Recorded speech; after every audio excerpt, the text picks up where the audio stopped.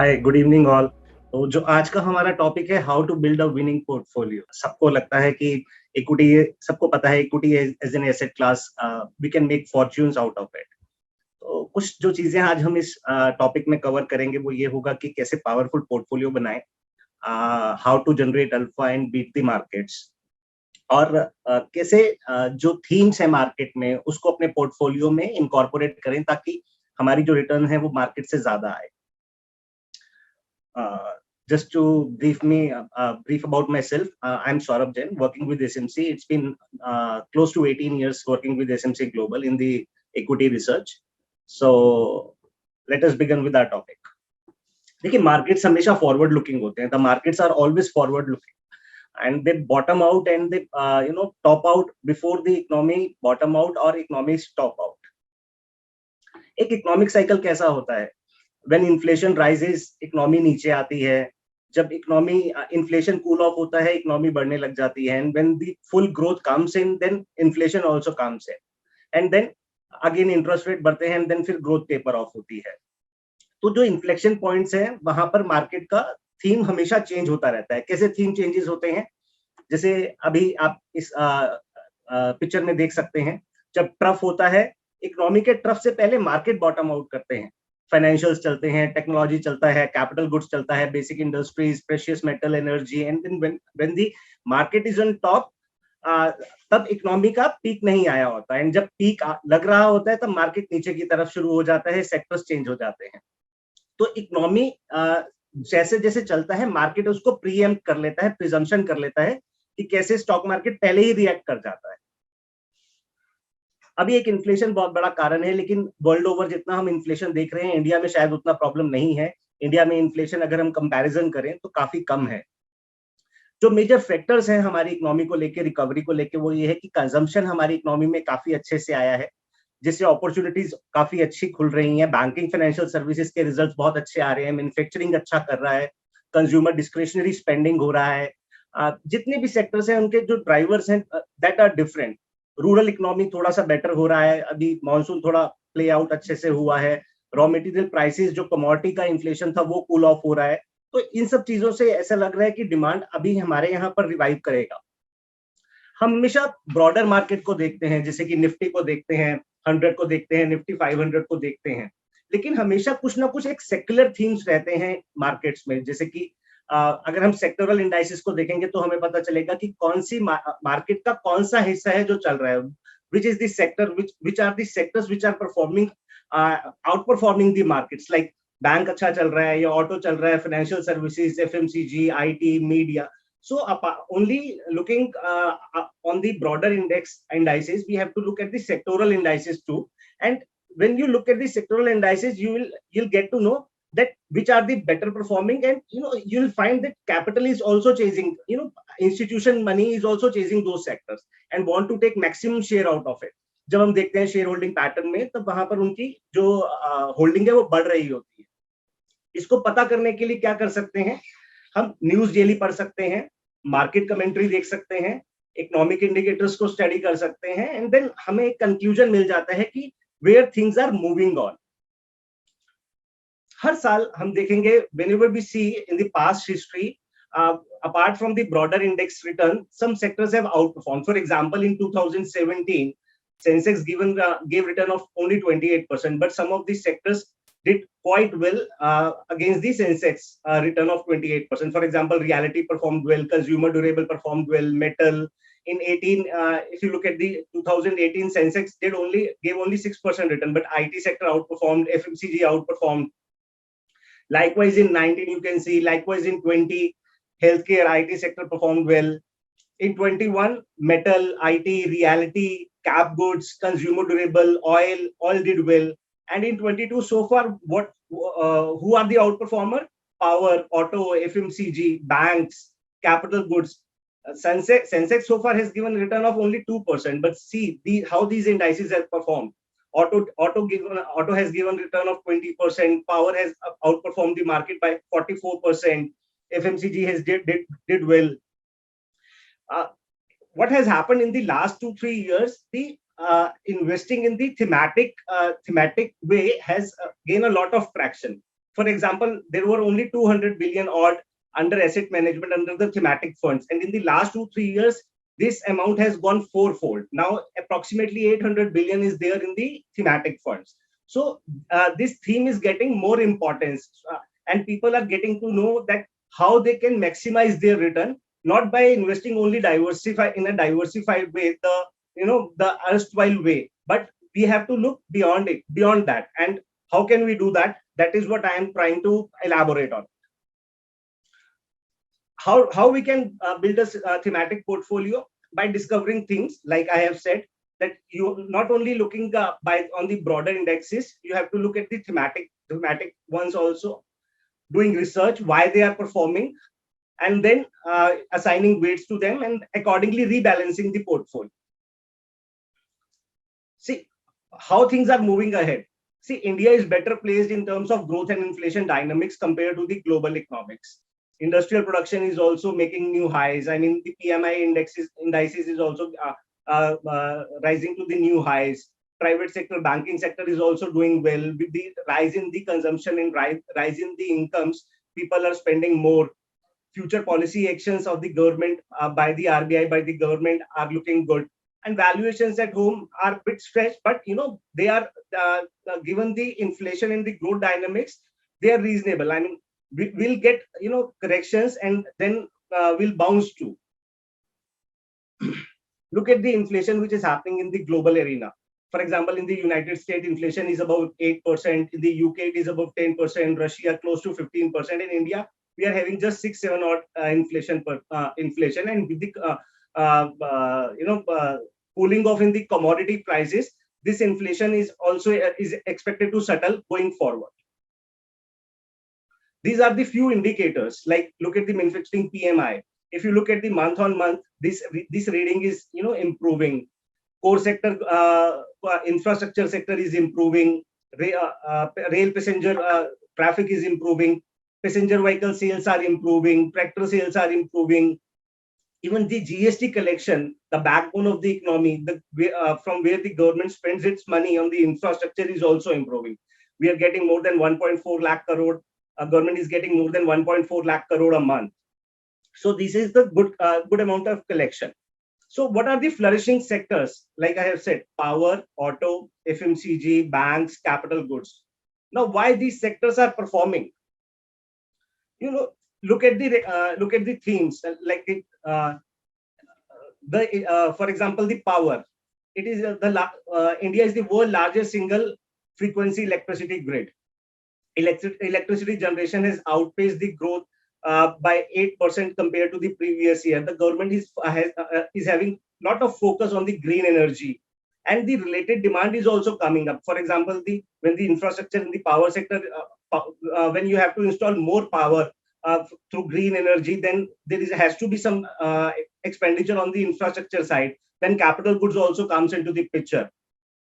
So government is having approximately 500 gigawatt non-fuel capacity. The government is targeting that much capacity, and a lot of investment is yet to come.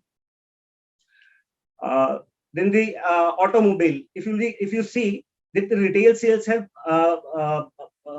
it has bounced back from the pre-pandemic level also. Commercial vehicle sales are improving. With the rural demand is expected to improve with the good monsoon, and the tractor demand is also likely to improve. There has been new launches in the SUV domain also. Government has did the reduction in the excise duty of the petroleum product, which is also helping. Now the commodity cost is also cooling off.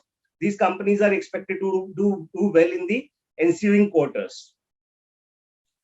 FMCG. Now with the companies like Hindustan Unilever, if you see the Dabur, they have given good results. I mean, the volumes are improving. They are able to pass on the higher commodity cost to the end consumer. The theme which these FMCG companies are approaching on they are coming up with the new formats, and they are trying to premiumize their products also. And many of the companies are also focusing on the e-commerce segment. The government has allowed FDI also in this segment. So a lot of companies has participated in the PLI program. Capital goods. Now we are seeing after almost 10 years there has been good amount of revival in the capital goods sector. Some of the companies like in the commodities like metals, they have announced big programs with respect to their infrastructure, capacity expansion, which is leading to growth in the capital goods sector. Government is also collecting good amount of money which is expected to be spent on the infrastructure. So a lot of companies are doing well, and even the projections given by the managements are equally good. And it is in the India history that the second half of the fiscal we see more spending on the capital goods sector side, and lot of money gets spent on the in the second half. So what we have seen in the first half is expected to, even it is expected that we may see even sharper growth in the second half. Banking, we have come out of the malaise which has been there in the last 10 years. Lot of cleanup has already happened in the balance sheet. Net NPAs are cooling off. GNPA ratio has fallen, is expected to fall has fallen to 5.9%. Bad loan ratio has cooled off. Net interest margin are improving. With the rise in the interest rate, this is expected to further improve going forward. And there is a lot of demand coming from the public, from the corporates, and the large corporates are also now moving to the banking sector for their working capital needs with the higher inflation, and also for their capex needs. So banking sector is also looking good for the next 2-3 years, and the net interest margins are also expected to improve going forward. This is even a good thing. So after having a word, after seeing that thematic, how thematic can enhance your portfolio return. So I'm sorry to interrupt you, sir. Your presentation is not moving. It is not moving. Just a sec. I'll share it again.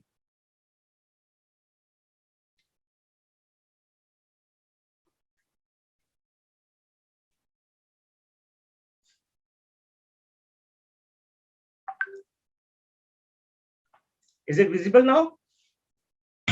Yes, sir. Fine now, sir.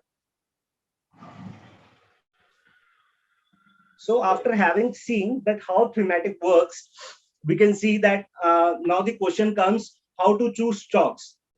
It is always better to choose from the large cap ones. For example, in the sectors we have talk of like automobile, banking, capital goods. It is always good to have big large caps from those domain, and look for the outperformer. Which stocks are outperforming the market. By outperforming means कि कौन से stocks ऐसे हैं जो market से ज्यादा return दे रहे हैं, मार्केट के बराबर रिटर्न दे रहे हैं, या मार्केट से कम रिटर्न दे रहे हैं, ये देख लेना चाहिए. मैनेजमेंट कमेंट्री काफी अच्छी होनी चाहिए.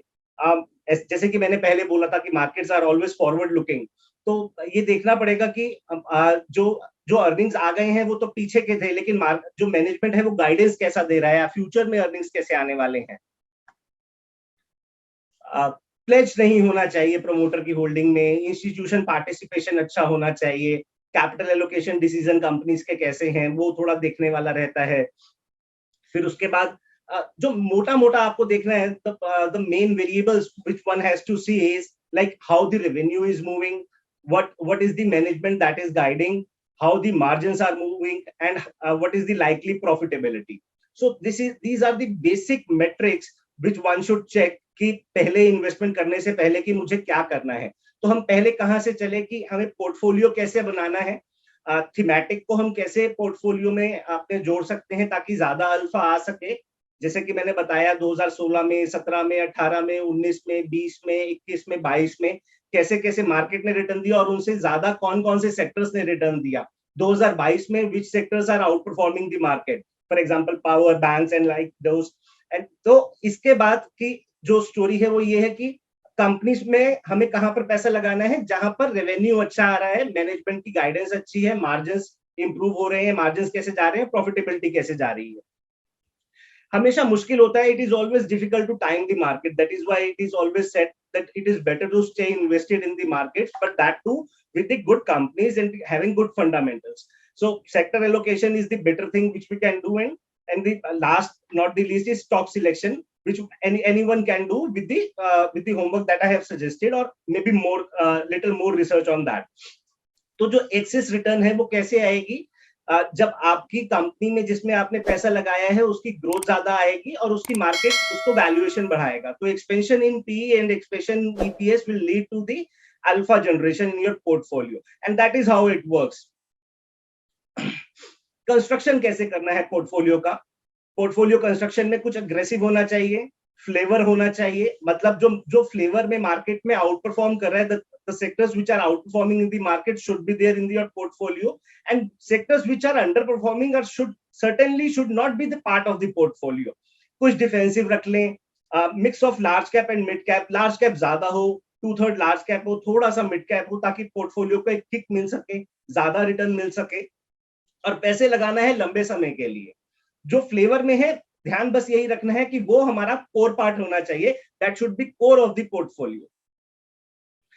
15 से 20 से ज्यादा स्टॉक नहीं होने चाहिए, and always choose large cap. Share holding pattern, some of the facts which you can look upon is revenue growth, company policy, margin, capex की कैसे गाइडेंस है, कब बेचना है स्टॉक को। देखिए, अगर रिजल्ट्स अच्छे आ रहे हैं, एक्सपेक्टेशन से बेटर आ रहे हैं, then keep on holding. If the variables, underlying variables are going under change for the in a negative, then it is a time to sell or reduce the holding. And if you saw any good opportunity from the ones you have invested in, then you may choose to change your portfolio.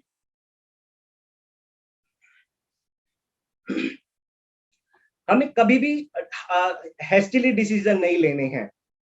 Many a times what happens in the market, that markets do cool off for the reasons which may not affect your portfolio. I mean the sectors in which you have invested in. So think before making a move. I mean to sell or rather to buy. Be calm and think what has happened in the market, why the market is gaining or market is losing, whether it can affect your portfolio or the stocks you are owning, and then take a decision. अपने portfolio को every quarter में review करना है, earnings के हिसाब से हमें review करना है, because we are talking here to create wealth and for the long term. So जब हम लॉन्ग टर्म की बात करते हैं तो पोर्टफोलियो का रिव्यू एवरी क्वार्टर में ही करना होता है। जब अर्निंग्स आ रहे हैं, कैसे कैसे वेरिएबल मूव कर रहे हैं, गवर्नमेंट की पॉलिसी में कुछ चेंज है, कुछ ग्लोबल डायनेमिक्स में चेंज है, तब आपको रिव्यू करना है। तो प्रेजेंटेशन मैंने बड़ा छोटा रखा Q&A के लिए, and it would be very great कि अगर आप जितना भी आपका कोई भी पॉइंट्स हैं, कुछ क्वेश्चंस हैं, तो आप पूछें, और आप हमको ज्वाइन कर सकते हैं हमारा प्रीमियम चैनल इक्विटी का फंडा टेलीग्राम पर। Thank you.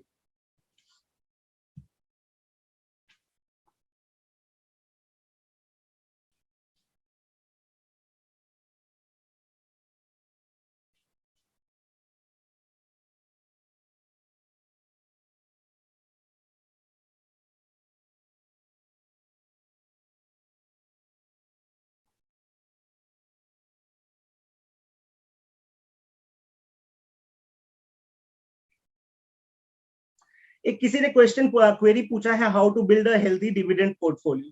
C normally what happens, we invest in the markets for the growth. I mean when the capital is when the company is able to raise their net worth, return on net worth, and hence the stock price. And when we talk about the dividend yield, that means that when we are investing in the company which has no future growth plans, I mean largely they are repaying their earnings to their shareholders, and in most of the cases what happens, the growth does not come. I mean the equity prices does not move in the fashion in the way one invest in the equity markets. तो बहुत अच्छा नहीं रहता है dividend portfolio. आपके dividend जो stocks हैं वो थोड़े बहुत आप अपने पोर्टफोलियो में रख सकते हैं, स्पेशली जब रिस्क ऑन मूड हो मार्केट में। तो I will not recommend to invest in the dividend portfolio. For example अभी आप पीएसयूज देख लीजिए, जितने भी बहुत सारी गवर्नमेंट पीएसयूज हैं जो बहुत अच्छा डिविडेंड देती हैं, but most of the companies have failed to give return on their equity prices, I mean the share prices. IRCTC prospects काफी मतलब ऑपरेशनली बात करूं तो अच्छे हैं, लेकिन प्रॉब्लम यही है कि ये कंपनी काफी महंगी हो गई थी, वैल्यूएशंस बहुत ज्यादा हो गए थे, and with the correction in the market that valuation is coming of, cooling of.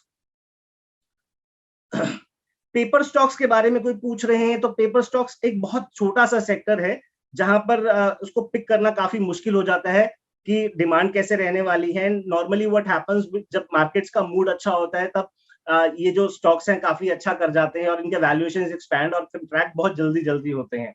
तो ये टेक्निकल प्ले एक रादर है, रादर की लॉन्ग टर्म। भारतीय एयरटेल पे एक क्वेरी आया है। मुझे लगता है कि टेलीकॉम में दो ही प्लेयर हैं लार्जली, एक तो रिलायंस, एक Bharti, and both are doing well and expected to do well even going forward. Even the expectation is कि आरपूस भी यहाँ से इंप्रूव होंगे जो फर्दर इनकी रिटर्न को इंप्रूव करेंगे। तो भारतीय एयरटेल एक ठीक बेट लगता है।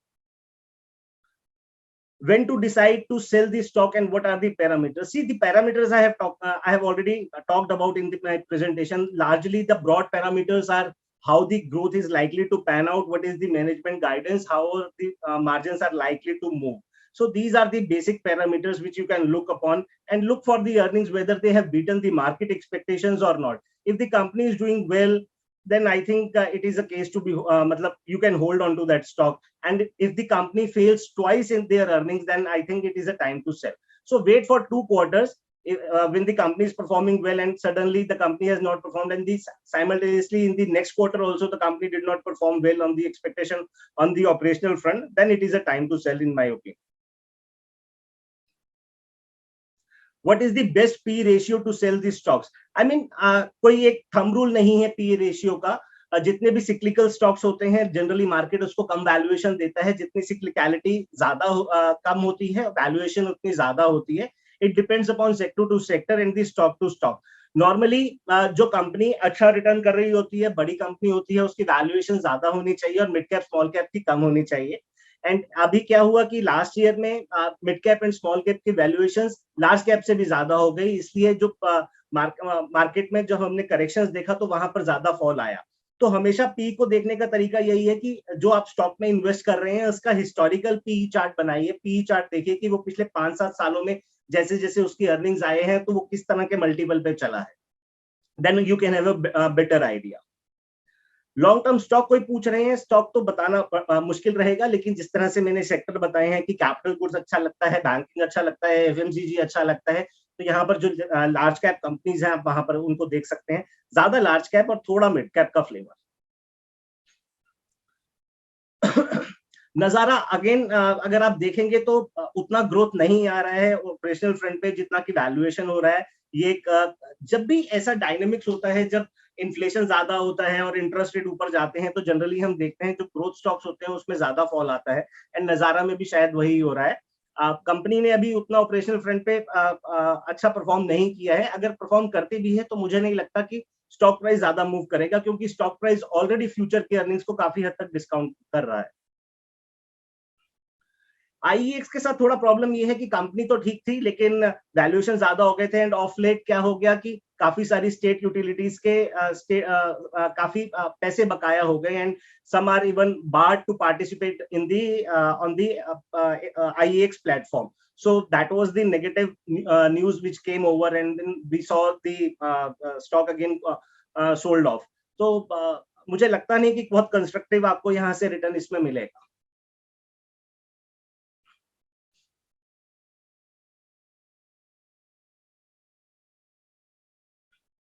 How to pay the right price before buying a security? I mean largely मैं तो हमेशा यही बताने की कोशिश करता हूँ, it is very difficult to time the market. Some of the oscillations you can have it. I mean की स्टॉक का कहाँ पर प्राइस मूवमेंट है, तो कहाँ पर करेक्शन ले रहा है, थोड़ा सपोर्ट थोड़ा रेजिस्टेंस, आप टेक्निकल का हेल्प ले सकते हैं। बट लार्जली क्या देखना रहता है कि अगर हमारा टाइम हराइजन अच्छा है, कंपनी ऑपरेशनल फ्रंट पे अच्छा कर रही है, then it is a time to buy. I mean you can धीरे धीरे एक्यूमुलेट आप वो स्टॉक को कर सकते हैं। देखिए, मल्टीबैगर जैसी कोई चीज नहीं होती। मल्टीबैगर क्या होता है? मल्टीबैगर एक टाइम के साथ स्टॉक बनता है। I mean when you keep on holding the stocks and the earnings improve with the time, then the stocks get re-rated, उसका वैल्यूएशन इंप्रूव होता है, ईपीएस इंप्रूव हो रहा है, तो वो धीरे धीरे करके उसके अर्निंग्स अच्छे आ रहे हैं और वैल्यूएशन इंप्रूव हो रहा है, तो स्टॉक का रिटर्न ज्यादा आ रहा है। Then over a period of time you see कि आपने जो इन्वेस्ट किया था वो आपका मल्टीफोल्ड हो गया। तो इसको जज कर पाना बड़ा मुश्किल होता है, लेकिन अगर एक अच्छे बिजनेस में आप पैसा लगा रहे हैं, खासकर मार्केट के फ्लेवर, जो मैं थीम की बात कर रहा हूँ, अगर थीम में आप पैसा लगा रहे हैं तो surely and it is quite certain कि आपका मार्केट से ज्यादा पैसा बनेगा। आई मीन अगर मार्केट नीचे ज्यादा जाएगा तो आपका पोर्टफोलियो कम नीचे जाएगा, और मार्केट थोड़ा बढ़ेगा तो आपका पोर्टफोलियो ज्यादा बढ़ेगा। इंट्राडे पे मैं शायद कमेंट आप उतना नहीं दे पाऊंगा, हमारे यहाँ से और वेबिनार्स होते रहते हैं जिसमें मुदित या नितिन जी ऑप्शंस के बारे में बताते रहते हैं, तो आप वो वेबिनार भी अटेंड कर सकते हैं। इक्विटी का फंडा टेलीग्राम चैनल में कॉल पुट के बारे में नहीं बताया जाता है। इसके यहाँ पर हम मार्केट से रिलेटेड इंफॉर्मेशन देते हैं, मार्केट से रिलेटेड ज्ञान देते हैं कि मार्केट में क्या हो रहा है, क्या न्यूज है, क्या बज है। यहाँ पर इन्वेस्टमेंट आइडियाज आपको हर हफ्ते मिलते हैं। 2 इन्वेस्टमेंट आइडियाज हम आपको शेयर करते हैं जिसमें आप पढ़कर अपने हिसाब से पैसा डाल सकते हैं।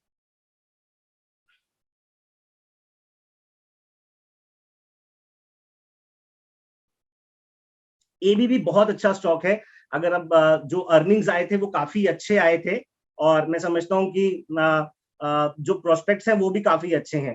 थोड़ा स्टॉक महंगा जरूर हो गया है, लेकिन मुझे लगता है कि फिर भी ये जो स्टॉक है ये अच्छा परफॉर्म कर सकता है। लॉन्ग टर्म के लिए काफी अच्छी बेट है। नॉलेज ऑफ कंपनीज फाइनेंशियल्स, तो देखिए, आप जब कंपनी का अर्निंग्स देखते हैं, कंपनी का ट्रांसक्रिप्ट सुनते हैं, मैनेजमेंट की कॉन कॉल देखते हैं, उसको पढ़ते हैं, जब आप ऐसा रेगुलर अफेयर में करते हैं तब मुझे लगता है कि आपकी नॉलेज अपने आप बढ़ जाएगी। तो आप रेगुलर रहिए, तो मुझे लगता है कि आपको नॉलेज आपकी और थोड़ी इसमें बढ़ जाएगी।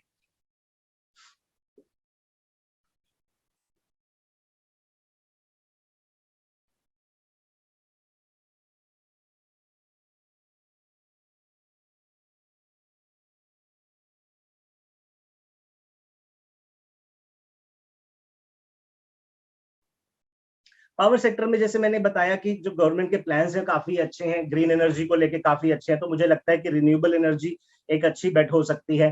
फिर उससे रिलेटेड जो कंपनीज काम कर रही हैं पावर सेक्टर में, कैपिटल गुड सेक्टर की, वो कंपनीज आपके लिए काफी अच्छी साबित हो सकती हैं।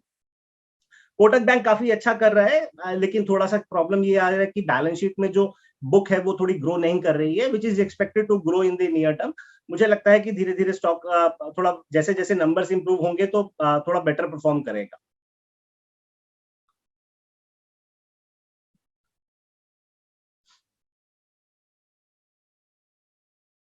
व्यू आया है, कोई पूछ रहा है ओएनजीसी पे। I think the problem is with the with the government policies. अभी जैसे कि गवर्नमेंट ने एक टैक्स लगा दिया, फिर क्या होता है कि थोड़ा इनको सब्सिडी देना पड़ जाता है डाउनस्ट्रीम कंपनीज को, वो थोड़ा एक चैलेंज हो जाता है।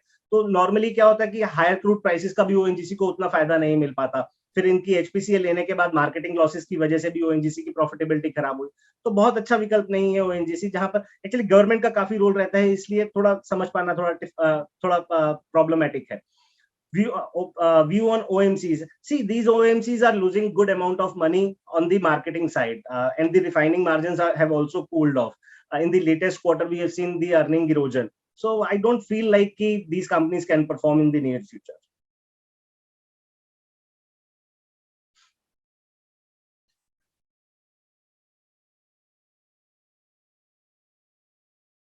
Somebody has asked I have said that should not invest in the underperforming sector, and कि वो कल आउट परफॉर्म भी तो कर सकते हैं। सी लुक, जो अंडर परफॉर्म कर रहे हैं उनकी वजह जो है, अगर वो वजह इंप्रूव होगी तो आउट परफॉर्म करेंगे। For example, what is happening in the IT sector since the last 1 year, the margins are getting eroded, the attrition rate is high, is at high all time high, and the companies are finding it difficult to execute their order book because of the higher attrition rate, and this metrics is not improving. Unless and until this metrics gets improved, then only these sectors can the stocks can again become market performer and then outperformer. So look at the evidence. If the evidence, if the variables are moving on the positive side, then there is a hope that the underperformance will vanish in this sector, and the stocks will become market performer and the outperformer. So unless and until that thing happens, don't invest in the underperformer sector. It is not always advisable to catch a falling knife. I mean, your wealth, your money can be eroded in the market if you invest in the underperform. They'll not perform when the market is rising, and when the market cool off, these stocks fall more dramatically. Zomato किसी ने पूछा है, तो मुझे लगता है कि अभी इनकी प्रॉफिटेबिलिटी काफी दूर है। खासकर अभी ये कंपनी का अभी ब्लिंकिट के ऊपर भी काफी कैश बर्न होगा एंड स्टॉक काफी सोल्ड ऑफ हो गया था एंड कुछ लोगों ने लिया है जिसकी वजह से थोड़ा ऊपर आ गया, but in this kind of business the business which are burning money are certainly not to be invest upon. I mean यहाँ पर आपको इन्वेस्ट लार्जली तो नहीं करना चाहिए। IT, cement, paint, chemical stock के ऊपर कोई पूछ रहा है, IT sector I think still will still underperform and with the monsoon season getting over I think cement stocks may come to limelight with the infrastructure that is going to happen from the government spending and in the private capex also. The real estate sector is also doing good, so I guess cement sector is likely to perform. Paint companies, I mean since the festival season is approaching and the commodity cost has also cooled off, I think paint sector paint stocks can also perform. Chemical stocks are largely performing with the cool off in the commodity prices. I mean again ये अच्छा कर रहे हैं, तो मुझे लगता है कि ये थोड़ा सा अच्छा कर सकते हैं, but you have to have like कि these are the tactical bets. मतलब ये क्या होता है, सीजनैलिटी इनमें बहुत प्ले करती है and when the variables get change this काफी सेलिंग भी देखने को मिलता है। बिरला सॉफ्टवेयर अगेन एक छोटी कंपनी है आईटी सेक्टर में, यहाँ पर भी वही आईटी सेक्टर वाला प्रॉब्लम है, थोड़ा मार्जिन का प्रॉब्लम है, थोड़ा बिजनेस ग्रोथ को भी लेके प्रॉब्लम है, तो नहीं ये बहुत अच्छा स्टॉक नहीं है। आईटी सेक्टर के ऊपर I think I have discussed a lot. Wipro, TCS के ऊपर कोई पूछ रहा है। मेटल स्टॉक्स के ऊपर भी मुझे लगता है कि चाइना का जब तक अच्छा नहीं होता है, उसका ग्रोथ वापस नहीं आता, जो कि लग नहीं रहा है आना है, तो बड़ा मुश्किल हो रहा है। और यूरोप भी कूल ऑफ हो रहा है, यूएस में भी कूल ऑफ है, तो मुझे लगता है नहीं कि मेटल स्टॉक्स कोई अच्छा परफॉर्म करेंगे।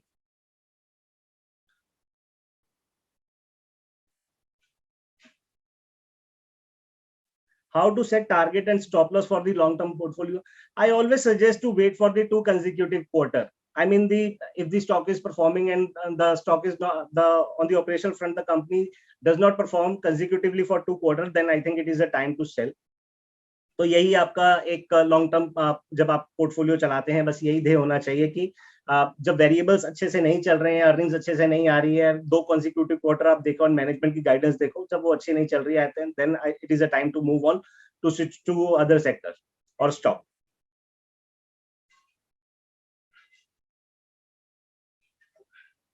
टेक्निकल पे जो सवाल है उनका जवाब देना थोड़ा मुश्किल रहेगा मेरे लिए। अगेन टीसीएस, इन्फोसिस के ऊपर सवाल है, मैं समझता हूँ आईटी सेक्टर अभी वीकनेस की तरफ ही है। Federal bank, bank of Baroda, I think इस बैंकिंग सेक्टर काफी अच्छा लग रहा है, तो मुझे लगता है कि ये स्टॉक्स अच्छे रहने वाले हैं अगले 2-3 साल के लिए। बजाज ट्विंस अच्छा परफॉर्म कर रहे हैं, स्पेशली बोनस के अनाउंसमेंट्स के बाद काफी अच्छा स्टॉक्स ने रन अप भी दिया है, ऑपरेशनली भी थोड़े बेटर हो गई हैं, अभी इनकी जो प्रॉब्लम्स थी एनपी को लेके वो थोड़ा सेटल हो गया है, तो ठीक ही है। बॉश ऑटो का स्टॉक है तो अच्छा लग रहा है। टाटा एलेक्सी बहुत अच्छा चल रहा है, लेकिन at the same time expensive valuations है, तो आप अगर होल्ड कर रहे हैं तो होल्ड कर सकते हैं, धीरे धीरे बेच सकते हैं। फ्रेश आप लेना चाहते हैं तो I will not suggest.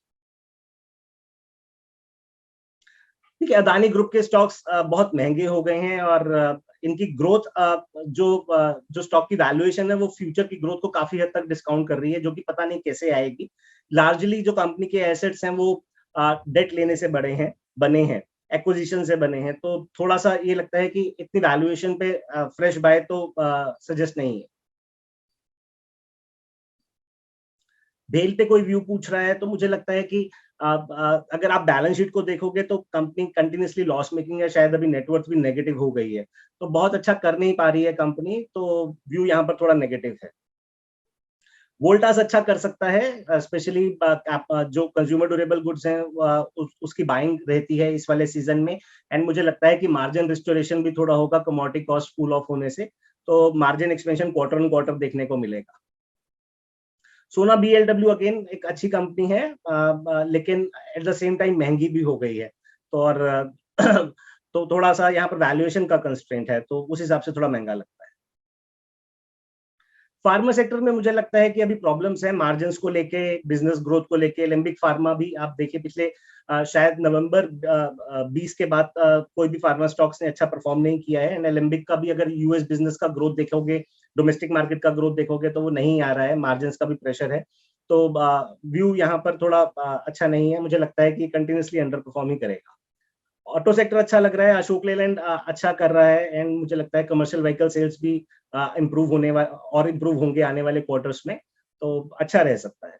Alpha stock कैसे देखें, जैसे कि मैंने बताया कि आप ब्रॉडर इंडेक्स के साथ सेक्टोरल इंडाइसिस भी देखें कि कौन कौन से जो ब्रॉडर इंडेक्स है उसके अंदर जो बीनीथ है वो नीचे में क्या मूव कर रहा है, कौन से सेक्टर मूव कर रहे हैं, क्या बैंकिंग मूव कर रहा है, क्या मेटल मूव कर रहा है, क्या आईटी मूव कर रहा है। जो मार्केट से ज्यादा सेक्टर्स अच्छे चल रहे हैं, जो इंडेक्स ज्यादा मूव कर रहे हैं, I think money lies there, because वो मूवमेंट इसलिए आ रहा है क्योंकि वहां पर कैपिटल उनको चेस कर रहा है। कैपिटल किसका? इंस्टीट्यूशंस का, एंड वहीं पर बड़ा पैसा बनने वाला है।